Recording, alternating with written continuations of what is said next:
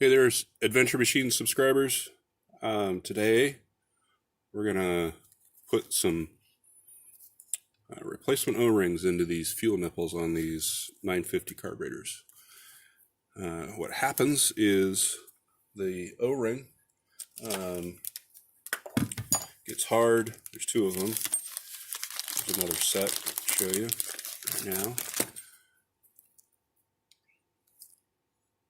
These O-rings seal against the body of the carburetor and keep the fuel from leaking out and past. And they pivot inside the carburetor body.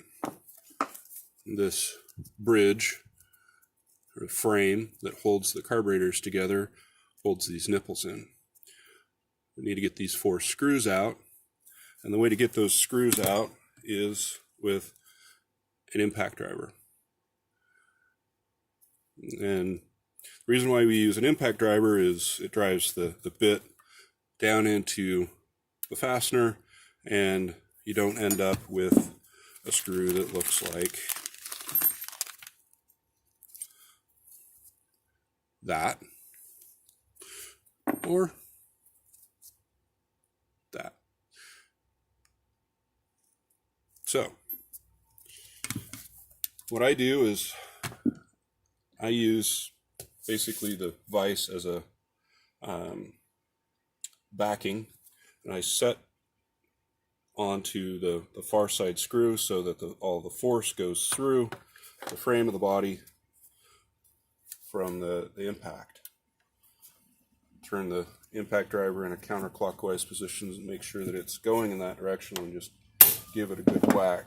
And that one popped loose. Take that one out the rest of the way here in a second.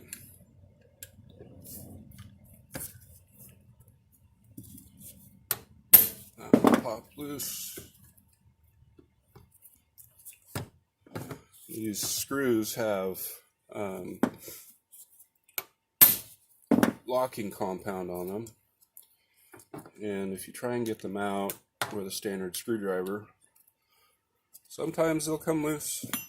Sometimes they look like those other 2 screws. Okay, so these guys are loose. Cables and things in the way. I take my fitting, change it over into my electric driver, and change the camera angle so you can see what I'm doing.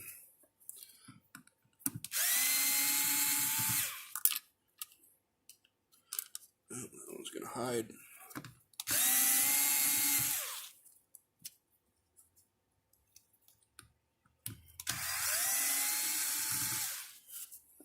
Okay, so all the screws are out, and these are pinned, so you got to pull it up and away, and then it frees up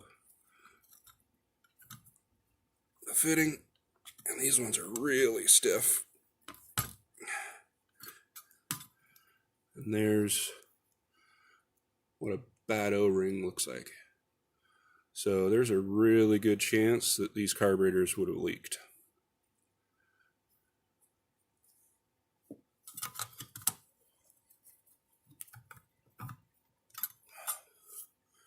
That one's not as bad, but it's not far behind.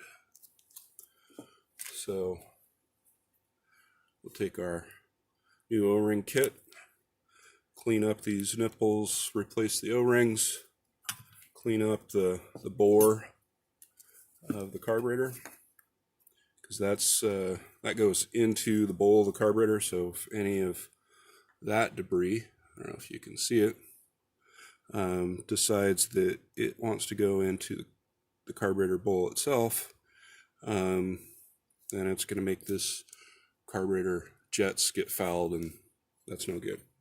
So there you have it. That's how you get to the fuel nipples to replace the O-rings.